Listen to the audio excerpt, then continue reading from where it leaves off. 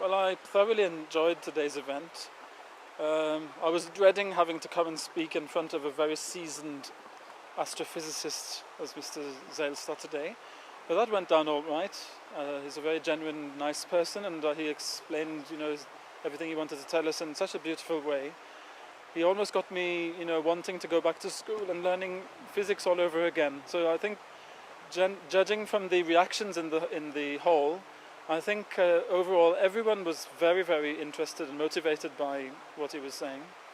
And I hope that I might have contributed a little bit as well, in my speech, maybe to getting some people interested in learning languages as well. I'm not too sure. Time will tell.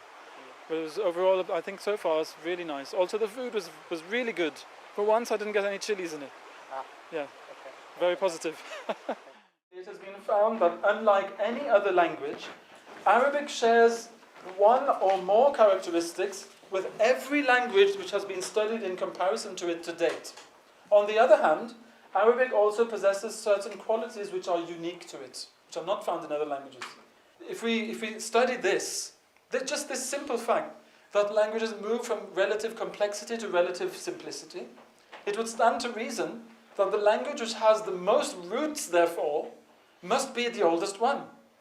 Because roots will be shed along the way. As the language moves towards simplicity, instead of using the roots it already had, it starts making composites. It starts using prefixes, suffixes to make new words. When we say that Arabic possesses something like 200,000 roots, compare that to 2,000 in Sanskrit, there is no comparison anymore. So it shows that Arabic is much more archaic and conservative than Sanskrit, for example. I think that the field of linguistics severely lacks a Muslim presence. In Western linguistics, at least. I know there have been linguists, of course, throughout the history of Islam, but they're not highlighted and they're not read very much by the rest of the world. It's probably the language barrier that is prohibitive. So in Western philology and linguistics, I think that there's a lot of scope and a great need for our youth to get involved in these fields. It's interesting that biblical scholars also admit, sometimes grudgingly so, that without Arabic, a study of the ancient Hebrew in biblical texts would be impossible. Many words, and the reason is that many words whose original roots were already absent in most ancient Hebrew texts, and which appear only once in the biblical text. Imagine, you're studying the Bible, there's a word which only appears once. You no longer have its root, so you don't know what it means. So where do they go to find the meaning? Arabic. Because Arabic has preserved it. So without Arabic, a thorough knowledge of Arabic and Arabic grammar and lexicons, you cannot even study the Bible, the biblical texts. That's a fact. So here we see Hebrew with its paucity of root words could not have given birth to Arabic with a super rich supply of root words. That's impossible. It's always the other way around. But the outcome of proving that all languages ultimately derive from one source is a strongly uniting force for mankind, and that's why we're so adamant about it. It unites mankind. It's a good thing that there should be one language, and who cares which one it is? But if there's a uniting language that unites mankind, everyone can say we have something in common. Now we know we're genetically related, we're also linguistically related as well. It's an extra thing which can unite us, is it not?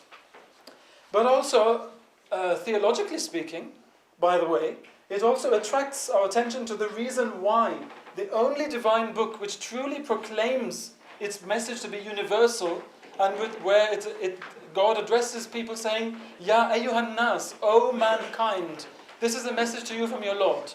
That's the only book on earth which says that. It doesn't say, O children of Israel. It doesn't say, O people of the Aryavarta, like the Vedas do. It says, O mankind. So this should be revealed in Arabic, which is the mother of all tongues, and now makes sense. Because nobody can say, oh, I have nothing to do with that language. Well, you do. Your language comes from it, ultimately. That group of people came through Arabia, and they carried Arabic with them. But once they left the Arabian Peninsula, their roots were no longer preservable, so they lost them. They changed them. But in Arabia, they remained. They did not change.